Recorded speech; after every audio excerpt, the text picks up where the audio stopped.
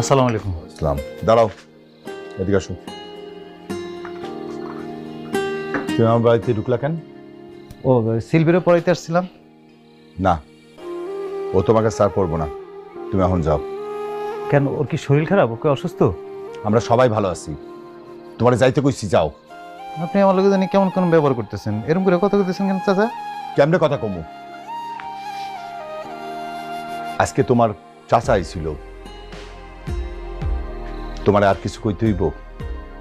তুমি আমার মান সম্মান যা ছিল সব ধুলাই মিশাই দিলা ফরিদ।